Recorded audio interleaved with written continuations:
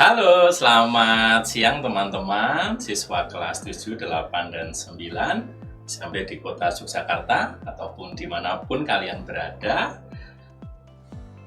Selamat berjumpa lagi dengan kami di KPS Online Dinas Pendidikan Kota Yogyakarta, khususnya tentang bimbingan dan konseling.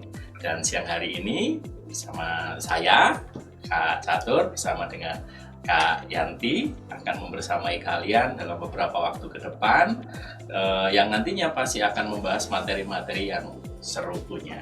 Dan sebelum kita berbicara banyak, kita sapa dulu teman-teman ya. Oke, sahabat KBS, belajar cerdas, tangguh, dan bahagia. Nah, pada siang hari ini kita akan bersama-sama belajar mengenai potensi diri kita ya, Kak Yanti ya. Dan sebelum nanti Kak Yanti menyampaikan banyak hal tentang potensi diri, pernah nggak sih teman-teman di sini merasa bingung kalau mau milih ekskul tuh baiknya aku ekskul apa ya? Terus kalau mau menentukan ke depan aku mau milih SMA atau SMK, yang terbaik buat aku apa ya, seperti itu. Nah, ketika teman-teman banyak menemui kendala-kendala ataupun mungkin keraguan dalam mengambil sebuah keputusan yang berkaitan dengan masa depan kalian, yang berkaitan dengan apa yang menjadi potensi-potensi kalian, nah materi hari ini pastinya akan sangat cocok ya buat teman-teman simak, buat teman-teman perhatiin, yang nantinya bisa membantu teman-teman untuk mengenali potensi diri teman-teman semuanya. Dan hari ini Kak Yanti akan secara spesial membawakan materi tentang mengenal potensi diri. Begitu. Nah, hari ini Kak Yanti akan fokus ke teman-teman mengenai materi itu. Nanti teman-teman bisa simak, dan ketika teman-teman punya pertanyaan, punya hal-hal yang pengen dikupas tuntas atau lebih dalam lagi dari materi yang diberikan, atau mungkin dari hal-hal nyata yang teman-teman hadapi dan rasakan, bisa nanti bertanya melalui kolom chat juga bisa ya, biar nanti bisa dijawab secara langsung oleh Kak Yanti. Begitu. Itu kurang lebih Kak Yanti. Oke, terima kasih Kak Catur untuk kesempatan siang ini. Selamat siang sahabat KBS dimanapun berada. Senang sekali Kak Yanti hari ini bisa membersamai teman-teman lagi. Dan obrolan kita siang ini tentang mengenal potensi diri. Tentunya mengenal dan tahu itu beda ya Kak ya. Ya. Kalau tahu itu mungkin hanya sebatas, misalkan kita ditanya, kamu tahu nggak Rano Karno? Wah, mungkin anak-anak kita, sahabat-sahabat mungkin nggak begitu banyak yang kenal Rano Karno ya. Kalau saya tahu nggak? Oh, tahu ya. Kalau anak-anak sekarang mungkin taunya itu bintang film siapa ya? Amanda Manopo misalkan ya. Begitu. Tahu, kenal belum tentu juga gitu. Jadi antara tahu dan kenal itu punya kedalaman yang berbeda. Nah, begitu juga dengan potensi diri ini teman-teman. Ya, ketika kita mengenal itu artinya kita memahami siapa diri kita sebenarnya. Kemudian juga kita tahu apa yang menjadi kelebihan dan kekurangan kita. Kita tahu apa menjadi keunggulan, menjadi kelemahan kita. Bisa jadi juga kita memahami cara kita berpikir, merasakan, bertindak, dan dari semua itu akhirnya muncul satu pemahaman bahwa ketika aku begini, orang lain begitu, menambah keunikan kita.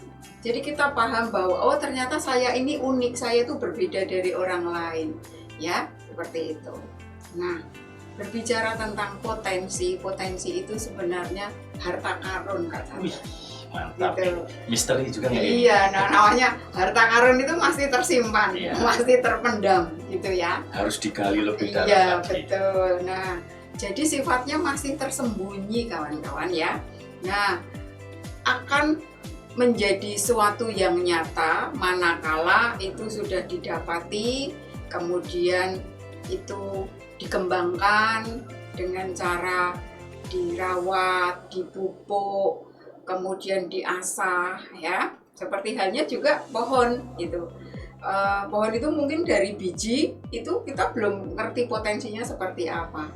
Tapi ketika kita rajin nyirami, kita rajin merawat, kita rajin memupuknya, pohon itu akan tumbuh dengan lebat gitu. Nah, potensi diri kita pun seperti itu teman-teman ya.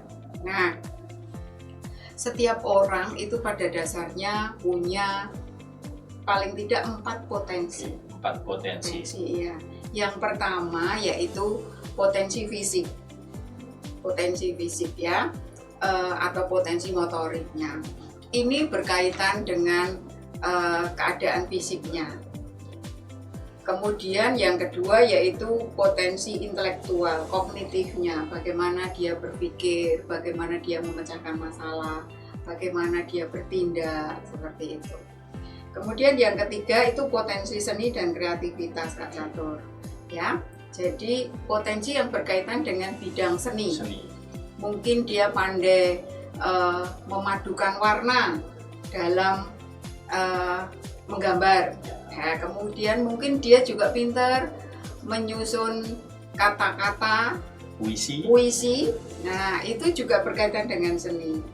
Mungkin dia pandai juga dalam olah gerak yang berkaitan dengan seni tari, seperti itu juga. Mungkin dia pandai juga menghibur temannya, menggunakan talentanya, entah itu menyanyi, entah itu talenta kepekaan sosialnya, seperti itu. Jadi dengan sosial, dengan emosinya itu juga bagian dari potensi yang ia miliki, seperti itu. Jadi pada dasarnya ada 4, fisik, dan yang non fisik itu bisa intelektual, bisa seni, kreativitas, dan juga sosial emosinya, seperti itu. Nah, yang menjadi pertanyaan penting adalah kenapa di SMP, terutama SMP ya, di awal ini anak-anak itu penting untuk mengetahui potensi dirinya, Kak Catur. Kira-kira kenapa itu? Ya, karena kita tahu bahwa SMP itu kan transisi ya, dari SD menuju mungkin SMA, SMK. Nah, di SMP ini kesempatan yang bagus untuk anak-anak menggali, mengetahui potensinya. Masa SMP itu masa yang sangat besar artinya bagi tumbuh kembang seorang anak. Dia ada di fase masuk ke perubahan besar. Masuk ke SMP berarti masuk ke dunia yang lebih luas. Pergaulan yang jauh lebih banyak. Teman-teman yang jauh lebih variatif latar belakangnya. Kemudian mata pelajarannya juga jauh lebih banyak. Lebih kompleks ya. Iya. Kemudian juga akan bertemu dengan guru-guru yang jauh lebih banyak. Lingkungan sekolah yang ditemui juga lebih luas. Nah, itulah sebabnya mengapa anak perlu mengetahui potensiku.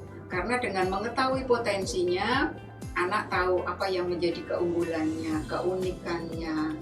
Dia tahu bagaimana aku harus menyesuaikan diri.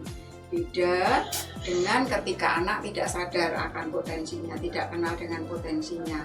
Maka dia akan rentan terhadap rendah diri, tidak percaya diri. Kemudian kalau seseorang itu rendah diri, tidak tahu potensinya, dia jadi akan lebih mudah minder, gitu, kurang pede. Kemudian juga cenderung untuk suka membanding-bandingkan dirinya dengan orang lain, Kak, gitu. Karena anak yang tidak memiliki cukup pemahaman tentang dirinya, dia cenderung berpikir dari sisi kurangnya, negatifnya. Kok aku beda ya sama temanku, kok aku nggak bisa begini, aku nggak bisa begitu. Beda dengan anak yang memang sadar akan potensinya, jadi dia merasa ada sisi unggul dari dirinya yang bisa disandingkan dengan teman-temannya, seperti itu.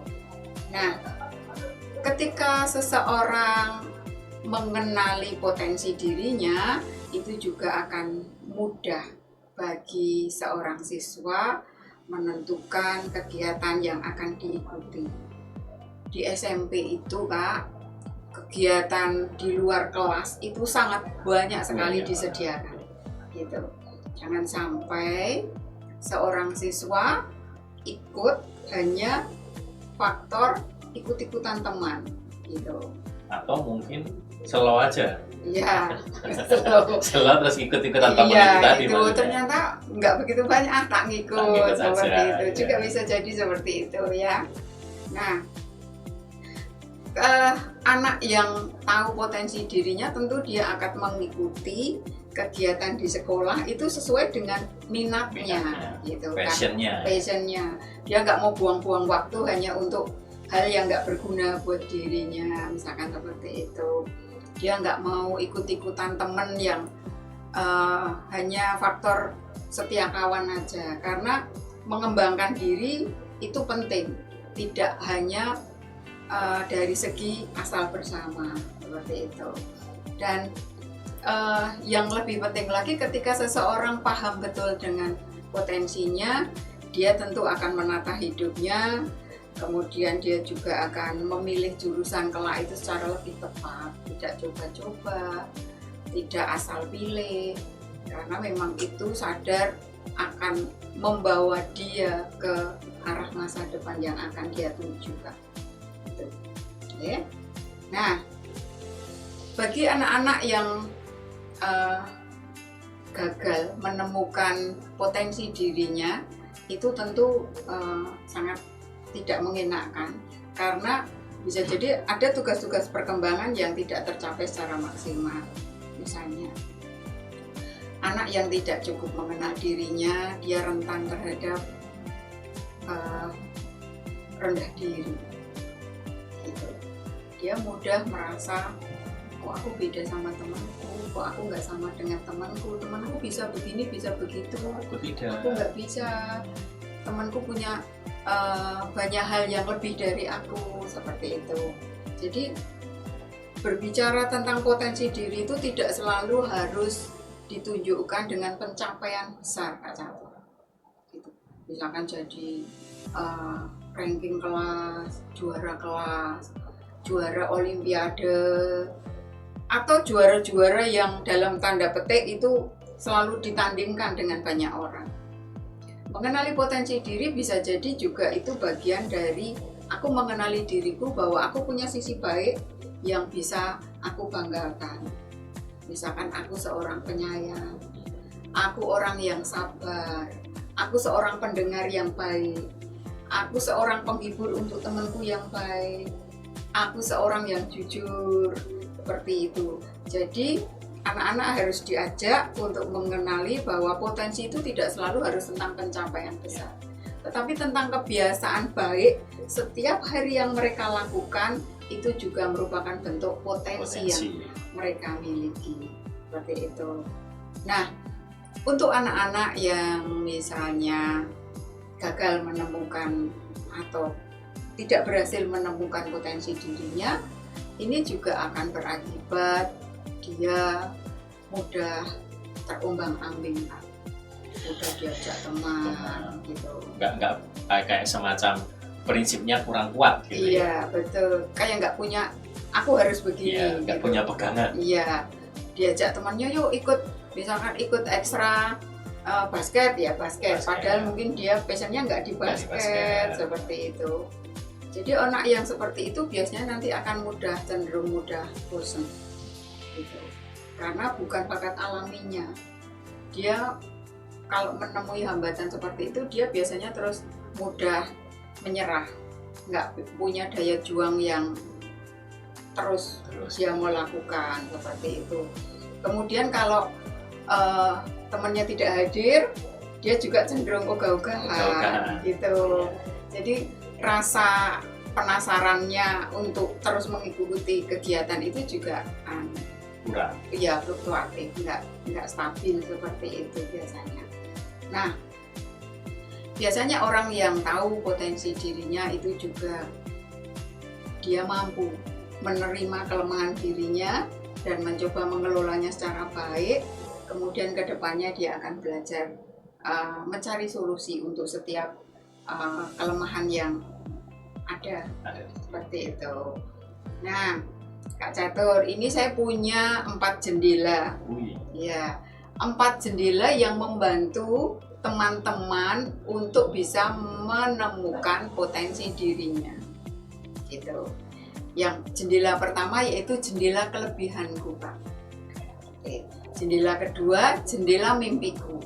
Jendela ketiga, jendela hambatanku, dan jendela yang keempat adalah jendela solusiku. Nah, kalau ada teman-teman yang kesulitan untuk mengetahui potensinya, mungkin 4 jendela ini bisa sedikit membantu teman-teman.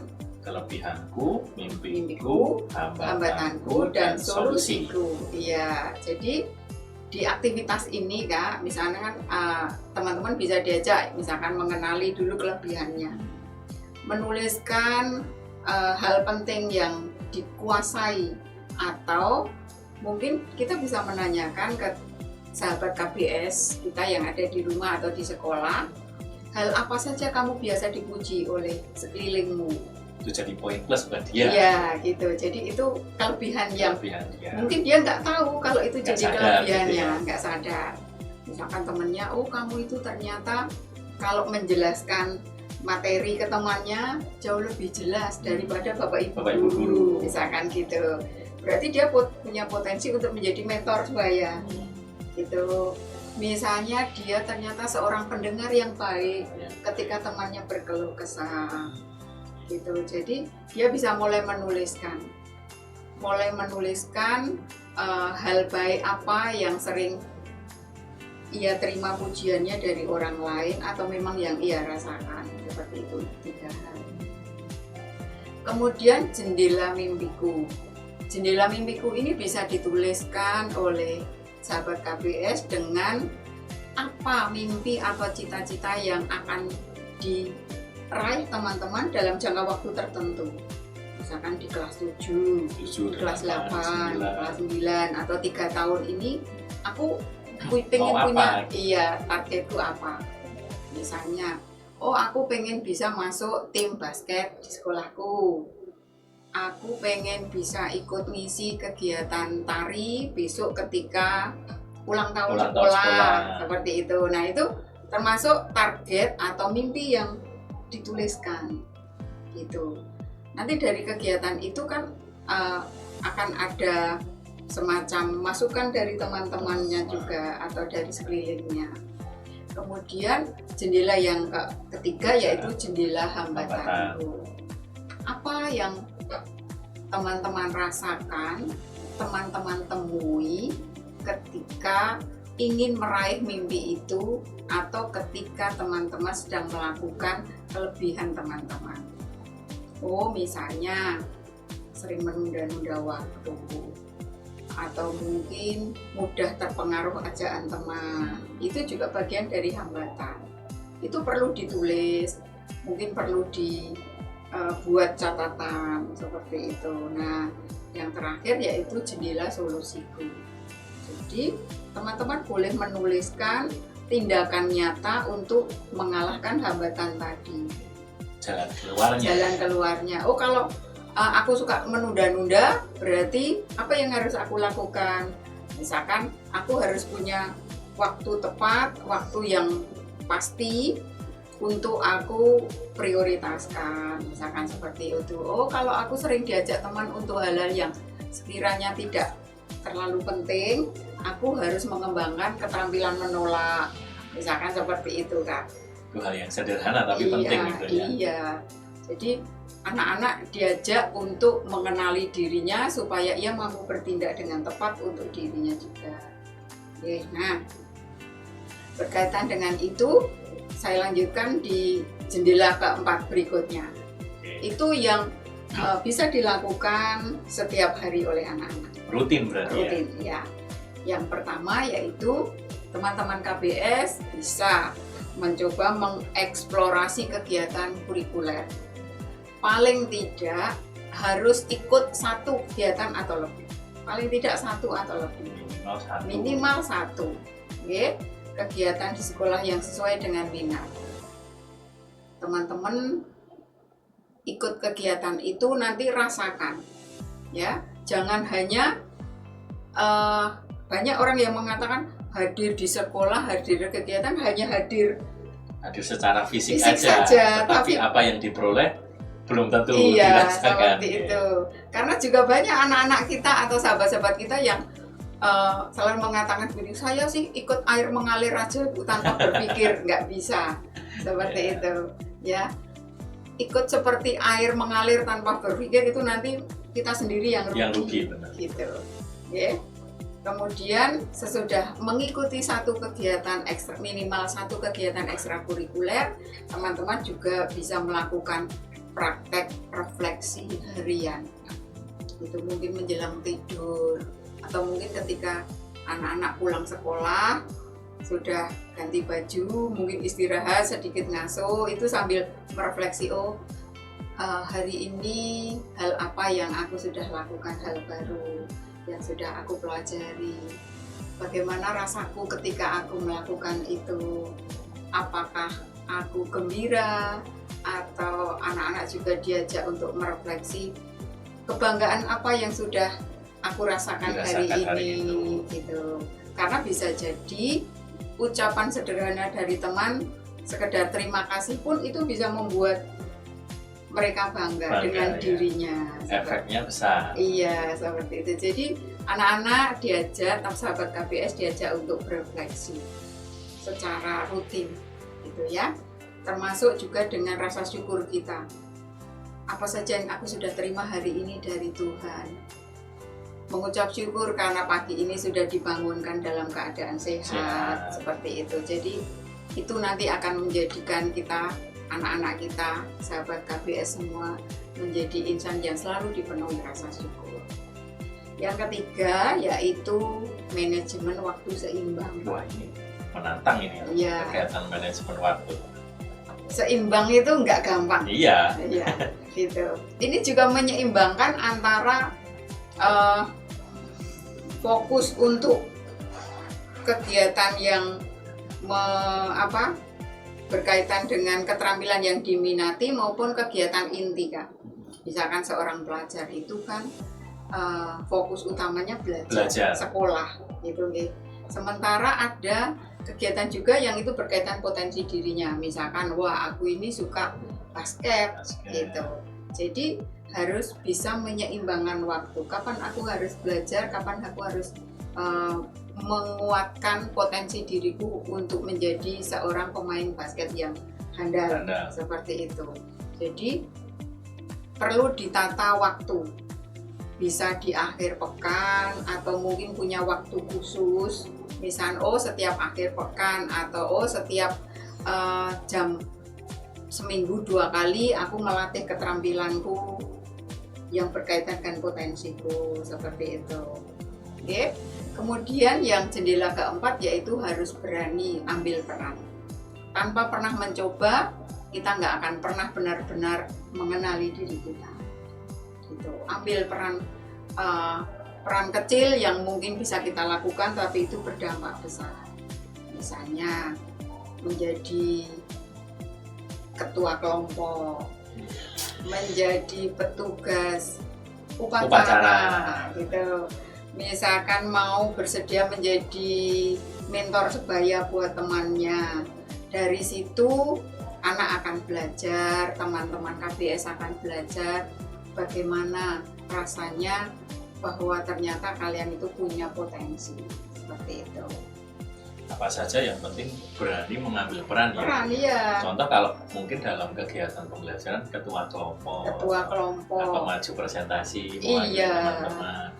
Sering kali teman-teman itu kalau Bapak Ibu guru di kelas bertanya, siapa yang mau mencoba mengerjakan ke depan gitu, diberi kesempatan tapi matang semua nggak ada yang mau mencoba.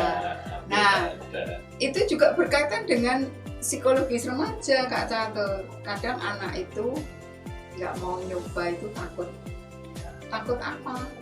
Takut diolok-olok temennya kalau nggak bisa. Kalau benar nanti dikira sombong. Iya gitu, karena memang remaja itu perkembangan emosinya masih belum stabil, masih labil ya. Jadi kadang itu yang harus selalu kita berikan ke sahabat remaja kita, bahwa mencoba hal yang positif itu nggak perlu takut gitu, karena tidak ada istilah terlambat untuk belajar dengan baik, seperti itu. Oke, gitu. Banyak remaja yang gagal, Kak Catur, untuk mengenali potensi dirinya. Kita sering menjumpai anak-anak yang ternyata masuk kegiatan ini, setelah dicoba ternyata nggak cocok, aku pengen pindah keluar gitu. Ada juga remaja yang sudah masuk ke sekolah tertentu, ternyata setelah di sana ternyata nggak enak sekolah di sana, nggak seperti yang saya bayangkan, seperti itu. Kemudian juga ada yang saya tuh begini hanya karena ngikuti si B, si C seperti itu, atau juga aku itu ambil kegiatan ini karena hanya nuruti orang tua, seperti itu. Jadi hal-hal itu bisa menjadi salah satu penyebab anak kurang bisa memahami atau mengenali potensi dirinya, karena dia kurang sadar dengan apa yang dia punyai, sehingga ia mudah untuk dibawa orang lain masuk kegiatan yang bukan sesuai keinginannya gitu. Kemudian ada juga yang karena daripada aku nggak ikut kegiatan di mana-mana, aku ngikut aja seperti itu. Ternyata setelah diikuti nggak sesuai dengan apa yang aku mau, seperti itu. Oke. Nah, berikutnya yang menyebabkan kadang remaja itu gagal mengenali potensi dirinya bisa juga karena di sekolah itu banyak juga sistem pendidikan yang anak itu harus prioritasnya itu akademis terus. Nilaimu harus bagus. Sementara nilai yang non akademis kurang diperhatikan. Iya, nomor 2 dan kesekian. Iya, gitu. Yang penting mata pelajaran inti harus nilainya sempurna, misalkan seperti itu. Les itu harus terus, sementara waktu untuk dia mewujudkan keinginannya, hobinya itu bisa jadi tidak tersalurkan sepenuhnya. Atau bisa juga karena faktor pengaruh media sosial. Bisa juga ya Bu ya? Iya Kak ya. Loh. Sangat bisa ini. Sangat bisa ya. Iya. Media sosial itu sekarang itu luar biasa. Gitu. Menyuguhkan ke anak-anak itu tentang atraksi yang misalkan si anak ini pinter melakukan kegiatan juara ini juara itu dan lain sebagainya. Tapi sebenarnya tidak semua yang ditampilkan itu secara utuh. Dia hanya menampilkan cuplikan terbaiknya saja. Proses di belakang itu semua kadang nggak tahu. Tersampaikan. Iya, nah anak yang memiliki kecenderungan untuk rasa percaya dirinya rendah, tentu dia hanya fokus pada temanku hebat sekali, temanku bisa menguasai keterampilan seperti ini, temanku bisa seperti ini. Sedangkan anak itu sendiri sebenarnya dia sudah berproses, cuma dia menjadi merasa kecil karena dia harus dibandingkan dengan hasil akhir orang lain. Bukan dia sendiri tolak ukurnya. Iya, sebenarnya dia sudah berproses dan prosesnya sudah bagus. Cuma ketika dia fokusnya hanya ke hasil orang lain, dia akan lupa dengan proses yang ia jalani. Seperti itu. Jadi ini tentu kalau kita menjumpai kondisi seperti ini, kita perlu memahamkan ke anak.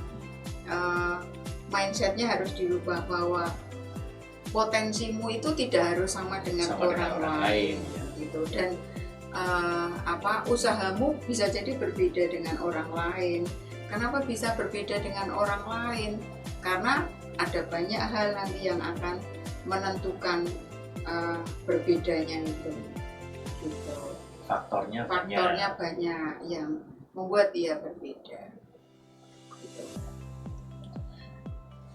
Pada akhirnya Kak Catur, orang yang mengenali siapa dirinya itu dia akan tahu apa toh yang menjadi kelebihanku dan apa yang menjadi kekuranganku. Iya, ketika dia punya kelebihannya, ketika dia tahu kelebihannya, dia bisa menerima kelebihan itu. Dan dia akan menempatkan itu sesuai porsinya. Dan kalau tahu apa yang menjadi kelemahanku, dia tidak akan fokus hanya di titik lemahnya. Tetapi dia akan belajar kapan aku harus menjadikan kelemahanku ini awal bahwa aku bisa melangkah, tetapi kelemahanku itu bukan menjadi penghambat. Aku menjadi lebih baik. Seperti itu. Semacam menjadi motivasi dia untuk terus belajar. Iya, seperti itu. Kemudian orang yang mengenali potensinya, dia juga cenderung mampu mengendalikan emosinya. Nggak mudah marah. Nggak mudah kecewa. Iya, seperti itu. Karena kenapa? Karena dia melalui proses, dia merasakan prosesnya. Oh, aku sudah berjuang sejauh ini. Oh, aku sudah melakukan banyak hal yang itu berarti buat aku. Jadi ketika mungkin ia diolok-olok temannya, ketika ia dibully temannya, dia tahu bahwa apa yang disampaikan temannya tidak seperti yang aku lakukan. Seperti itu. Nggak baperan. Kemudian seperti itu.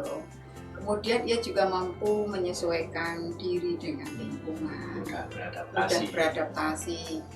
Kalau di lingkungan itu ia mendapati sesuatu yang berbeda, ia akan berpikir bahwa berbeda itu hal yang wajar.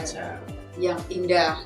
Dan berbeda itu bukan untuk membuat orang semakin jauh, tapi perbedaan itu justru memperkaya dia memahami sekelilingnya, seperti itu. Dan pada akhirnya dia juga akan punya tujuan yang jelas, arah yang jelas. Iya, seperti itu, Kak. Nah, ada beberapa cara nih mengatasi hambatan ketika kita nggak bisa paham dengan potensi kita, ya. Yang pertama yaitu fokuslah pada kelebihan diri, gitu. Kelebihan diri itu merupakan daya tanding, gitu. Modal awal ya. Yang bisa kita tandingkan dengan orang lain itu kelebihan kita, bukan kekurangan kita. Kenapa? Kelebihan kita menjadi daya tanding yang bisa kita saingkan dengan teman, karena disitulah kita merasa bangga dengan diri kita. Kita merasa berharga. Kita merasa kita sudah menjadi yang terbaik dengan segala usaha kita. Gitu. Jadi fokuslah pada kelebihanmu, jangan pada kelemahanmu atau kekuranganmu. Sepanjang kekurangan itu tidak menghambatmu, maka fokuslah terus pada kelebihanmu. Yang kedua, teman-teman harus berani mencoba, gitu ya. Ambil peran, ambil kegiatan baru, mencoba hal-hal yang positif yang teman-teman ingin lakukan, ya. Hargai prosesnya dan jangan melihat hasil, karena sejatinya kegagalan itu tidak salah. Kegagalan itu mengajarkan kita untuk setia, gitu. Setia berproses, setia untuk terus melakukan, dan pada akhirnya nanti kita akan merasa bangga menjadi diri kita sendiri, gitu. Tidak ada salahnya juga kita belajar dari pengalaman kita sendiri maupun pengalaman orang lain, gitu. Kita bertanya ke orang lain, minta masukan terhadap diri kita. Kita bertemu dengan orang-orang yang bisa memberikan feedback baik. Jangan minta masukan kepada orang-orang yang memiliki tanda petik rasa tidak suka sama kita gitu. Nanti malah bisa mematahkan semangat. Betul, seperti itu. Jadi mintalah masukan dari Bapak Ibu guru, orang tua yang bisa membangkitkan motivasi untuk kita baik. Gitu. Kak Catur, ini ada pesan kunci ya berkaitan dengan tadi ya. itu ya. Bahwa tidak ada manusia yang lahir tanpa potensi, Kak Catur. Dan tidak ada potensi itu, potensi baik ataupun buruk itu nggak ada. Semua potensi yang dimiliki anak-anak pada dasarnya adalah potensi baik. Okay? Nah, perbedaan setiap orang itu terletak pada kemampuan untuk mengenali dan mengasahnya. Jangan teman-temanku membandingkan proses belajarmu dengan hasil orang lain, gitu ya. Karena kalau kita mau membandingkan, ya bandingkan dengan diri kita hari ini dan kemarin, gitu. Jangan bandingkan prosesmu dengan orang lain, itu kata kuncinya, ya. Keberhasilan masa depan itu ditentukan oleh seberapa teman-temanku konsisten merawat potensi yang dimiliki oleh teman-temanku semua. Jika teman-teman setia berproses, teman-teman konsisten, maka pasti teman-teman akan memahami betul potensi dirinya, Kak. Gitu. Mengenali dirinya secara utuh. Iya, seperti itu. Mungkin itu materi yang Kak Yanti bagikan hari ini untuk teman-teman.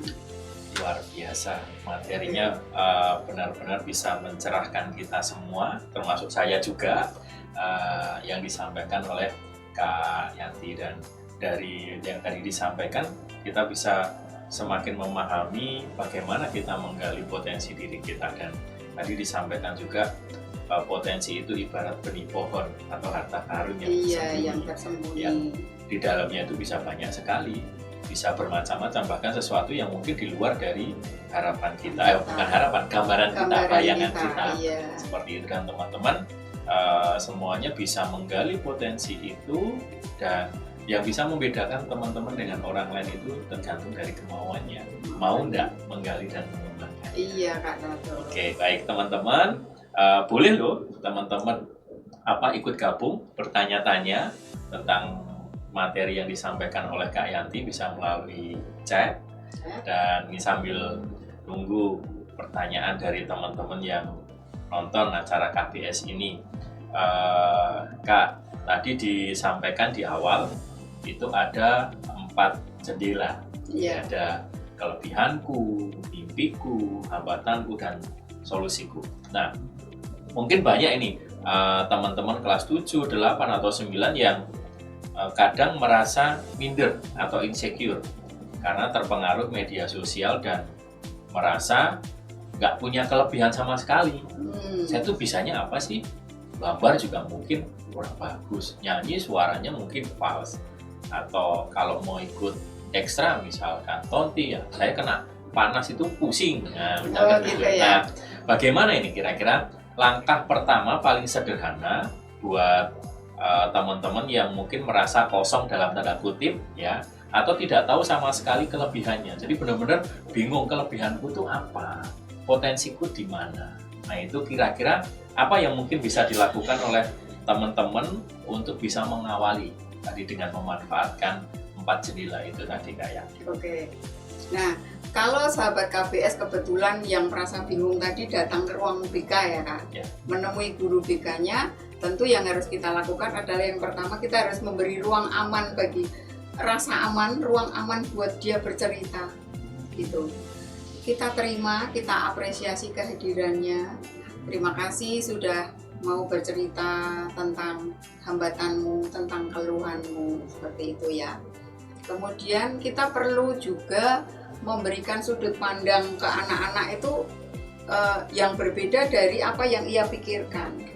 Biasanya teman-teman itu hanya melihat dari sisi hasil akhir orang, Kak, gitu. Dia tidak melihat proses dirinya, gitu.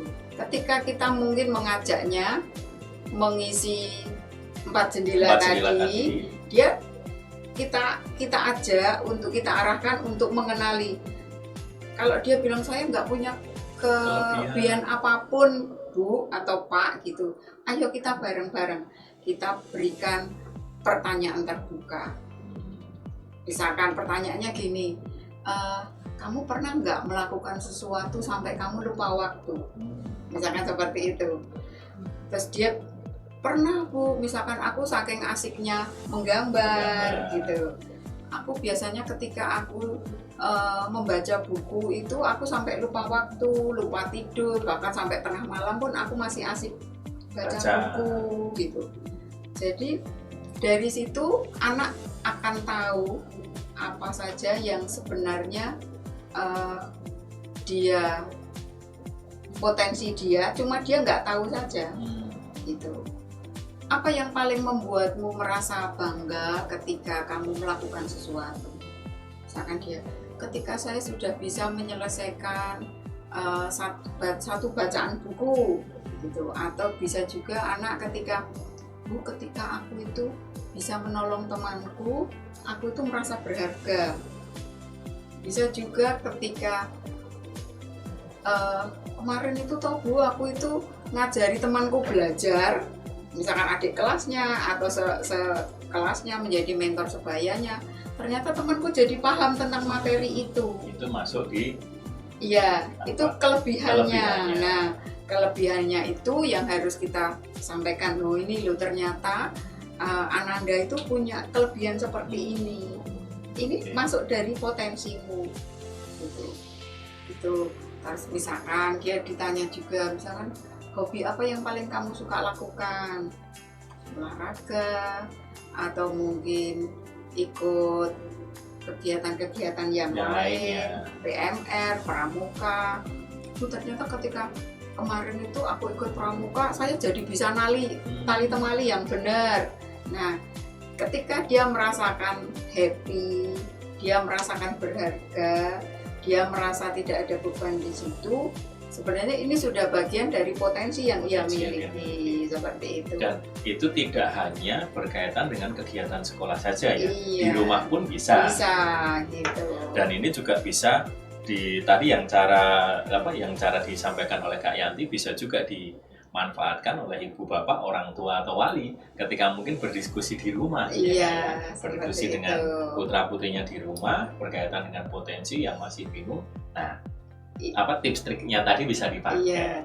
Nggak harus selalu tentang sekolah, bisa aja di rumah, misalkan kalau pas bantu masak, kalau pas bantu bersih itu hal-hal sederhana yang bisa dipakai.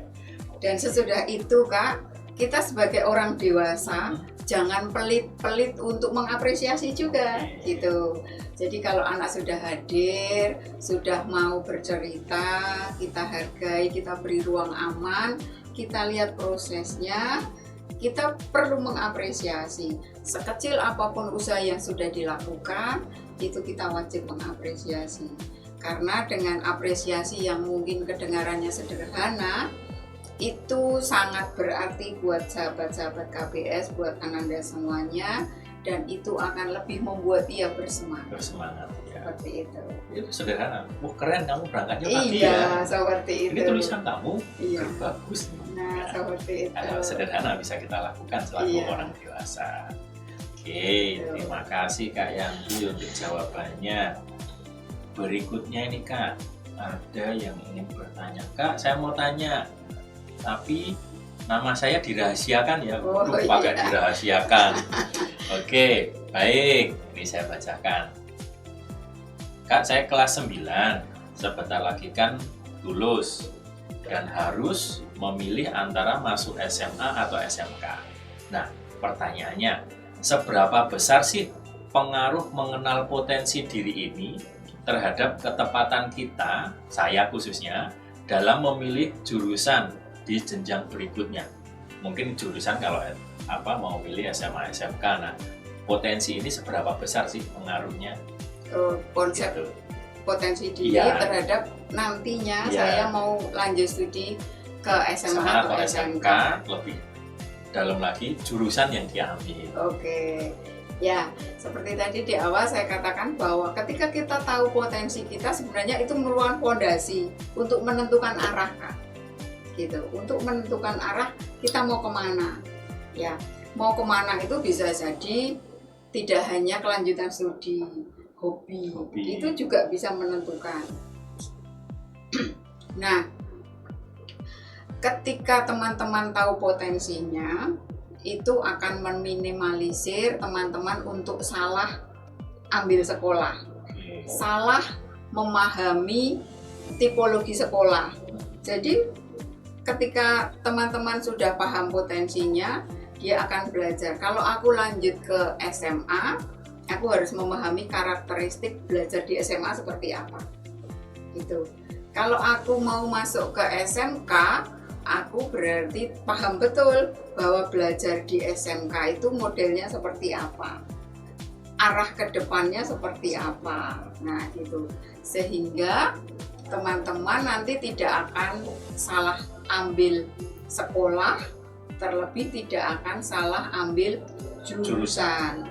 Karena kalau ada teman-teman yang salah sambil jurusan, ini banyak terjadi, Kak, ambil jurusan ternyata tidak sesuai dengan kemampuannya, potensinya. Tadi saya sebutkan bahwa ada 4 potensi.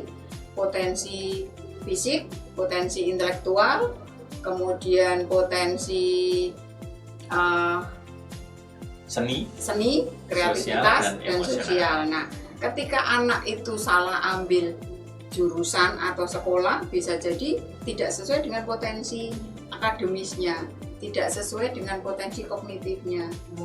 Kita tahu SMA itu memang dipersiapkan untuk belajar lebih, kuliah gitu ya. Kuliah, ya, untuk belajar lagi. Beda dengan SMK. SMK sekalipun SMK juga bisa untuk melanjutkan kuliah, tetapi karakteristik belajar di SMK berbeda. Gitu. Banyak menggunakan prakteknya, lebih mengutamakan skill untuk memecahkan masalah. Memecahkan masalah itu artinya menyelesaikan sebuah pekerjaan seperti itu. Sehingga potensi diri ini betul-betul menjadi fondasi yang kuat ketika teman-teman mau lanjut ke SMA maupun ke SMK. Terlebih kalau SMK itu banyak sekali jurusannya. Jangan sampai minatnya misalnya di multimedia, dia ambilnya di akuntansi. Seperti itu. Hanya karena apa? Faktor ajakan teman, takut menolak teman, ikut-ikutan teman, dan lain sebagainya. Jadi ketika anak-anak betul mengenali potensi dirinya, maka diharapkan dia betul-betul bisa memilih sekolah yang tepat dan jurusan yang tepat untuk dirinya, sehingga tidak ada kerugian waktu. Banyak kejadian anak-anak SMK itu yang terpaksa keluar karena ternyata nggak cocok belajarnya, akhirnya pindah jurusan, pindah sekolah lagi. Jangan sampai ada kerugian waktu, kerugian materi seperti itu yang dialami. Dan ini juga bisa jadi masukan untuk orang tua wali juga, ketika akan menentukan kelanjutan belajar dari sahabat-sahabat KBS. Ini juga harus berdasarkan potensi yang dimiliki juga, tidak serta-merta sana aja sekolahnya bagus, kakakmu di sana, aku pengen kamu di sini, tapi juga perhatikan potensi. Betul, gitu. Jadi orang tua juga punya andil untuk membantu anak menemukan potensinya, itu tidak dengan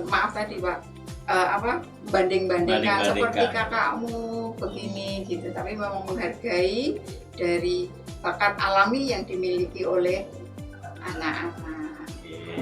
Baik, ini saya terus jadi berpikir tadi kan potensi yang dimiliki. Nah, seseorang atau katakanlah kita ini kan pasti mempunyai kelebihan dan kekurangan. Nah, ini yang pengen saya tanyakan ini, Kak. Mana yang lebih penting untuk dikembangkan dulu? Memperbaiki kelemahan atau melipat gandakan kekuatan kita? Oh gitu ya. Oke. Ya, pada dasarnya, Kak, setiap individu, setiap orang itu selalu memiliki kelebihan dan kekurangan. Gitu. Jadi itu yang biasa disebut daya saing dan daya tanding, gitu ya. Gitu. Nah, kalau kita dalam kehidupan sehari-hari, tentu yang bisa kita saingkan itu adalah kelebihan kita. Gitu. Kenapa? Kelebihan itu yang bisa kita tandingkan, kita saingkan dengan orang lain. Karena itu kelebihan yang ada di kita, dan ketika kita melakukan itu, kita memiliki rasa bangga akan itu. Gitu.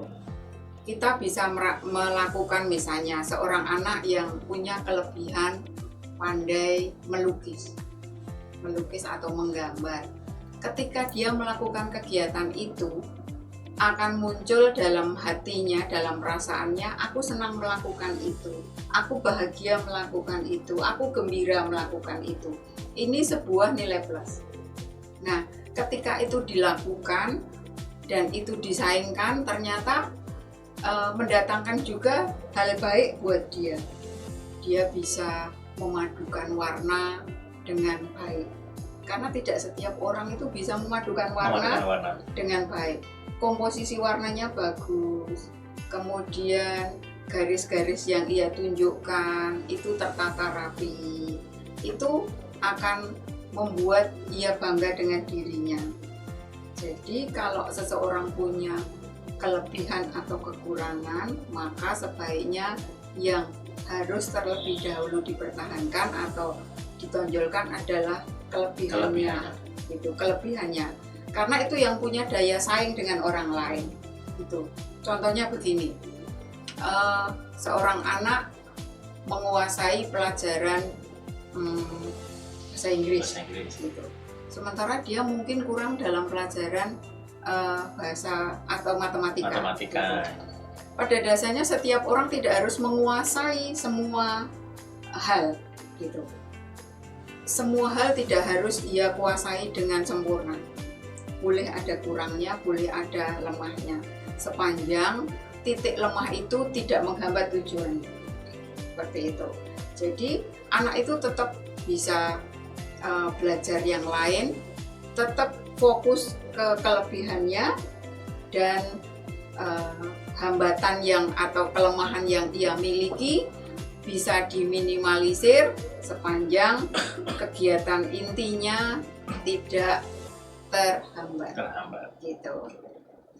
Ya, luar biasa ini, karena kadang kan saya sempat mengalami juga dulu, dan pastinya juga teman-teman sahabat-sahabat KPS mengalami. Ini bingung mau ngembangin kelebihannya dulu atau kekurangannya dulu, dan tadi sudah dijawab, lebih ideal atau lebih bagus kelebihannya. Karena kalau kita gini Kak Catur, kalau kita fokus ke kelemahan, misalkan dalam jangka waktu yang singkat gitu ya, misalnya kita mau ujian nih, anak itu punya kelebihan misalkan di bahasa Indonesia, bahasa Inggris gitu, sementara dia kurang di matematika gitu. Untuk mengejar kekurangannya ini belum tentu waktunya juga cukup, sehingga yang penting kelemahannya itu tidak menghambat, dia tetap bisa mengerjakan, sementara yang dia unggul itu dia semakin fokus ke situ, maka bisa jadi hasilnya malah jauh lebih sempurna. Seperti itu. Oke, baik. Pertanyaan terakhir ini Kak Yanti, ini ngasih namanya pakai logo-logo, susah dibacain. Intinya pertanyaannya aja, bagaimana kalau potensi yang kita kembangkan, di misalnya e-sport mungkin kayak game segala macam ya, konten kreator atau seni, itu dilarang atau dianggap wasting time oleh orang tua yang lebih fokus pada nilai akademis. Nah ini bagaimana ini solusinya atau cara menghadapinya? Kalau seorang anak itu punya potensi atau dia senang mempelajari atau mengembangkan atau punya hobi misalkan e-sport, konten kreator, nah itu tapi dianggap sesuatu yang buang-buang waktu oleh orang tuanya. Tapi dia melihat bahwa satu punya potensi loh di situ. Nah, ini kira-kira tips untuk anak-anak atau teman-teman sahabat KPS yang mengalami hal serupa itu kira-kira gimana? Apa mungkin ya dikembangkan terus. Nah, nanti kalau orang tua marah-marah, nah itu. Karena kan tadi kadang ada orang tua yang hanya fokus nilai akademismu harus tinggi, betul, sempurna, karena yang pegang masa depan besok itu nilai akademis. Iya, untuk kelanjutan studi dan lain sebagainya. Seperti itu ya Kak ya. Itu pasti juga teman-teman di luar sana, baik kelas 7, 8, dan 9 pasti juga menghadapi hal yang serupa. Itu kira-kira idealnya atau mungkin hal-hal yang bisa dilakukan oleh teman-teman dalam menghadapi opini atau anggapan atau mungkin sikap orang tua yang menganggap kegiatan e-sport, konten kreator itu sesuatu yang membuang waktu, itu kira-kira bagaimana Kak? Jadi begini Kak, memang kehidupan anak sekarang tidak bisa lepas dari sosial media gitu. Tetapi menjadi tugas kita bersama untuk memahamkan ke anak-anak atau bahasanya dunungke ke anak-anak bahwa terkadang yang ditampilkan di sosial media itu hanya cuplikan kecil aja gitu, cuplikan kecil aja. Ada hal besar yang kadang tidak ditampayangkan atau tidak disampaikan di situ. Menjadi tugas kita memahamkan bahwa dunia sosial media itu juga kadang berbeda dengan apa yang kita pikirkan gitu. Penilaiannya pun kadang hanya validasi semu bisa jadi Kak gitu. Dimana orang hanya butuh like, komen. Gitu, like dan komen. Jadi terkenal. Iya, seperti itu. Padahal di balik itu ada proses yang jauh lebih penting untuk anak-anak ketika ia bisa menemukan potensi dirinya. Tidak ada salahnya ketika anak-anak belajar untuk menjadi konten kreator. Tidak ada salahnya anak-anak paham betul tentang e-sport itu juga gitu.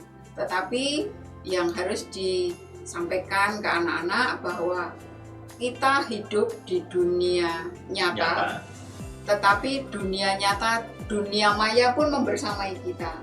Jadi menjadi remaja yang seimbang dengan berpijak pada potensi dirinya itu akan jauh lebih membahagiakan. Seperti itu. Daripada hanya berfokus di dunia maya. Iya, seperti itu. Luar biasa. Nah, terima kasih Kak Yanti untuk jawaban-jawaban dari pertanyaan sahabat-sahabat KBS melalui kolom chat pada siang hari ini. Pastinya sahabat-sahabat yang lain juga memiliki pertanyaan yang beragam, jadi bisa kita lanjutkan di waktu-waktu yang akan datang. Nah, karena keterbatasan waktu, maka sesi tanya jawab ini kita cukupkan dulu ya Kak Yanti ya. Dan di sini ada beberapa hal yang menjadi poin-poin utama dalam sesi kita pada hari ini berkaitan tentang mengenal potensi diri. Yang pertama itu potensi diri adalah harta karun atau bakat tersembunyi sejak lahir yang meliputi fisik, intelektual, seni atau kreativitas hingga sosial emosional. Nah, mengenali potensi di masa SMP itu sangat penting sebagai fondasi atau dasar untuk menentukan jurusan nanti mau ke SMA atau SMK, serta nanti digunakan untuk menangkal berbagai hal yang nantinya bisa menekan kita atau menjadi penghalang dalam proses kita menyelesaikan tugas-tugas atau tugas perkembangan kita selama di SMP. Berikutnya yang kedua adalah kita bisa mengenali potensi lewat refleksi 4 hal, yaitu mengetahui kelebihan kita, kemudian menetapkan mimpi kita akan menjadi apa, kemudian mengenali hambatan yang kita miliki atau kita hadapi, dan menentukan solusi. Pupuk terus potensi tersebut tiap hari dengan aktif di ekstrakurikuler maupun kegiatan di sekolah lainnya, kemudian manajemen waktu yang baik, berani mengambil peran, itu juga menjadi salah satu kunci, dan melakukan refleksi harian. Kemudian yang ketiga, yaitu pesan kunci di sini adalah selalu mengingat atau jangan membandingkan proses belajar dirimu dengan hasil akhir orang lain, ya. Karena keberhasilan masa depan itu ditentukan dari seberapa konsisten kamu merawat potensimu mulai dari hari ini. Jadi dirimu karena sifatnya unik, teman-teman sahabat KBS karena sifatnya juga unik, berbeda dengan sahabat-sahabat yang lainnya, pastinya itu perbedaan ada banyak kali situ. Maka konsisten dengan proses belajarmu, kemudian hasil akhirmu ya akan menjadi hasil akhirmu. Orang lain bisa mengambil inspirasi dari kamu, begitupun juga kamu juga bisa mengambil inspirasi dari orang lain, tetapi dunianya atau langkahnya, tahapannya pastinya berbeda. Ya, sahabat-sahabat KBS, tidak terasa kita sudah ada di penghujung acara, sudah 60 menit. Tadi Kak Yanti menyampaikan banyak hal berkaitan dengan potensi diri. Ya, sebelum kita akhiri, kami mengucapkan terima kasih untuk Kak Yanti sebagai pembicara, pemateri ya, yang memberikan banyak pengetahuan kepada kita semua pada siang hari ini dan kepada seluruh siswa serta ibu bapak guru yang berpartisipasi aktif dari awal hingga akhir ini. Dan ingat untuk terus mengakses layanan BK di KBS Online melalui tautan yang ada yang sudah disebarluaskan juga. Tetap semangat mengenali dan mengembangkan potensi diri kita semua, khususnya untuk sahabat-sahabat KBS yang ada di sekolah sekarang, atau nanti di rumah kalau sudah belum pulang sekolah. Ya, gitu. Dan